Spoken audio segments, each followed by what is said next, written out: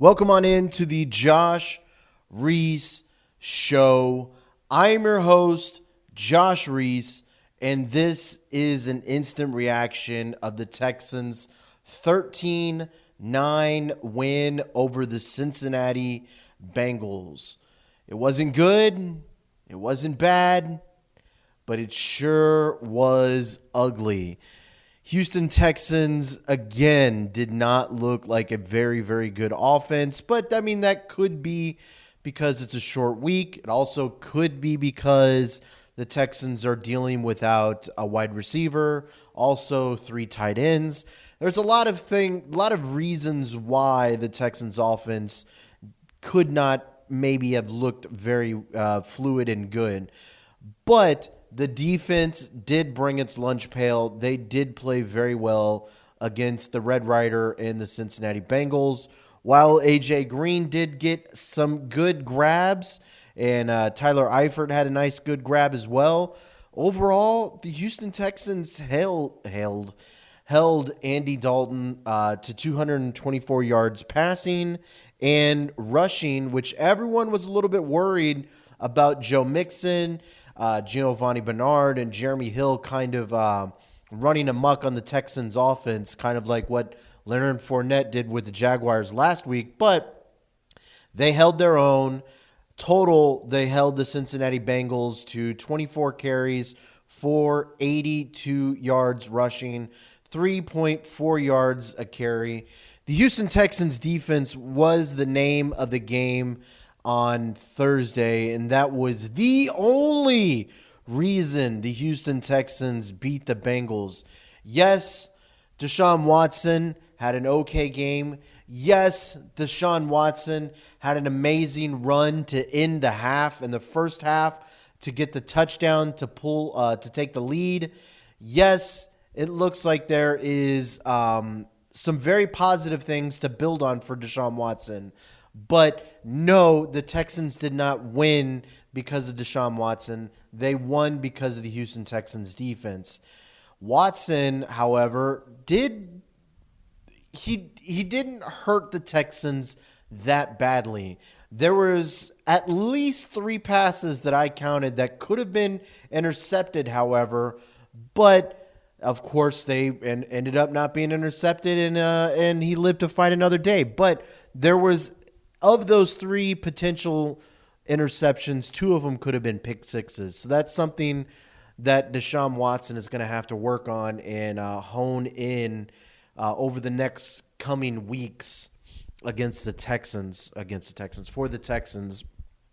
One of the things that I saw, I think it was some guy from Pro Football Focus that broke down these numbers, but of the 24 completions that 24 attempts that DeShaun Watson threw on Thursday night, 13 of those went DeAndre Hopkins' way.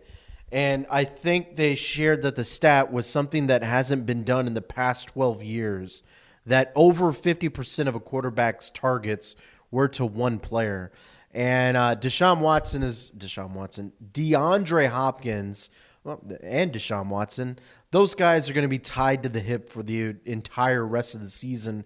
And I won't doubt that we won't see numbers like that again sometime soon, or many, many more times throughout the rest of the year. DeAndre Hopkins is a massive, massive part of this roster, and until they get Will Fuller back, he is really the only credible weapon for the Houston Texans. C.J. Fedorowicz is on IR. He is gone for a while. Ryan Griffin might come back, which would help. Steven Anderson might come back, which would help. But these were the only 4 people that were targeted for the Houston Texans on Thursday night. DeAndre Hopkins, Lamar Miller, Tyler Irving, and Braxton Miller. Those were it. Jalen Strong was active. I believe so. He was off suspension today.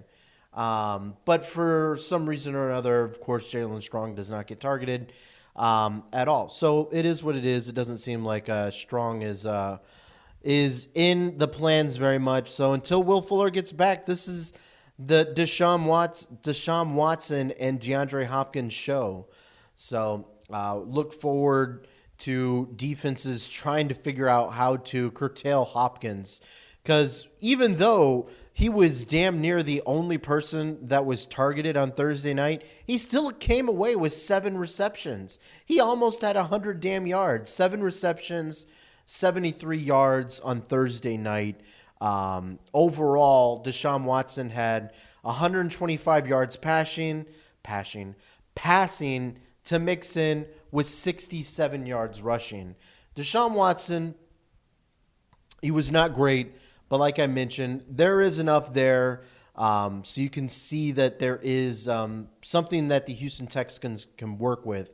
I do worry about the playbook expanding against the New England Patriots. I think that Bill O'Brien should kind of keep DeShaun Watson on a short playbook, because one of the things that I do worry about is once the playbook expands, once they have a full week to work and install an offense with DeShaun Watson, maybe it might get too confusing. And this isn't going to DeShaun Watson's mental capacity at all. It's just that the Houston Texans offense is that difficult to learn as it is. So if the Texans can do anything that they can to try to keep the offense simple, it could help make the offense look a little bit better.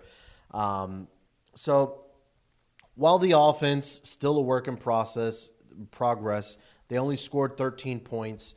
The bigger news was the defense. After looking like a complete train wreck against the Cincinnati Bengals, they showed up and looked pretty good. A little bit of concern going into the next couple weeks. We should know something by Friday about these two players, but Jonathan Joseph and Kevin Johnson both left this game, and both with injuries. Jonathan Joseph with his shoulder and Kevin Johnson with his knee. You never want to hear about knees, so that is something very concerning with Kevin Johnson. You wonder if he's going to be able to be okay long term. But good news, J.J. Watt, while he did not get any sacks, he did look very disruptive. The Cincinnati Bengals were sending a lot of coverage his way, so while he didn't get any sacks, he did get some pressures, so that was pretty good for the Houston Texans. I am still a little bit, I don't want to say concerned, but I'm very baffled at the use of Jadeveon Clowney in this system, defensive system. He ended up with 4 tackles, 4 total tackles, 1 tackle for loss, and a pass breakup. But maybe I'll do a snap count later if I have time, but I'll have to see if I can find it. I want to say maybe two-thirds might be too high, but half of the snaps that Jadeveon Clowney took, it felt like he was dropping back in coverage. And that's a horrible misuse of Jadeveon Clowney's talent. His talent is to rush the damn passer, and yet he did not very much. At least in a quick glance, a first take, it didn't seem like Jadeveon Clowney was being used the best of his ability. Other takeaways, Bernardrick McKinney looked like a damn boss. He had 2 sacks, 3 tackles for loss. J.J. Watt kind of helped him get a sack. J.J. Watt jumped up into Andy Dalton's passing lane. He had to keep the ball, and once he did that, Bernardrick McKinney came in and swept up the sack.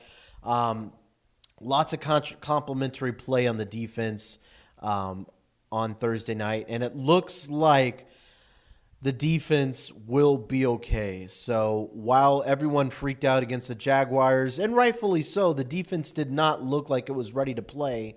Hopefully we will see a much better defense going forward. J.J. Watt, post-game on NFL Network, said that, I don't want to misquote him, but to sum up his quotes, that they were just too amped and too hyped for game 1. He said that they were trying to play the Super Bowl in the first play of the game, and it went drastically downhill from there. So Maybe they were just too hyped up for the first game and weren't really entirely focused. And who could blame them? They had a couple tough weeks before that. So maybe this will be a better Texans team going forward.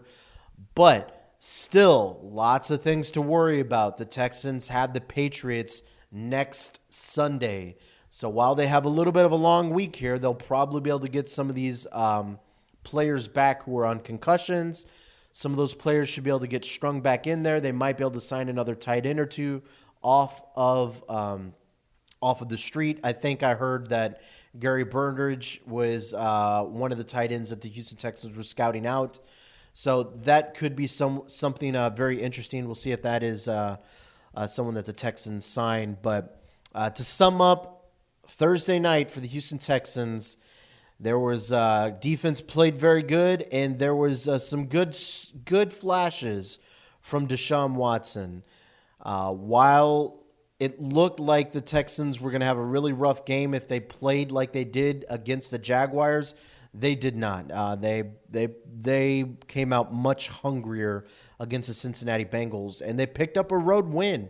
Picking up a road win on a short week is should not be undersold. So kudos to the Houston Texans for showing up big time on Thursday Night Football. Wasn't the greatest win in the world, but it was a road win against a team with a lot of talent.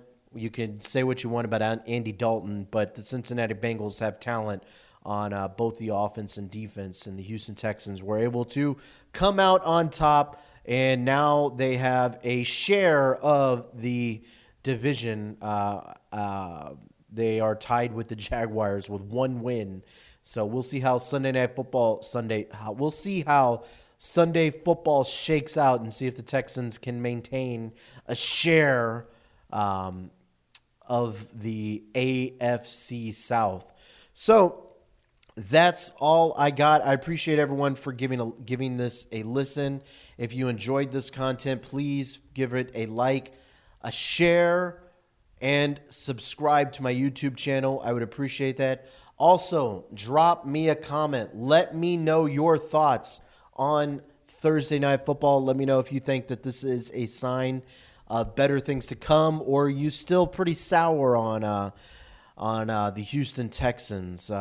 So let me know your thoughts. I would appreciate it, and we will come back soon with some more content.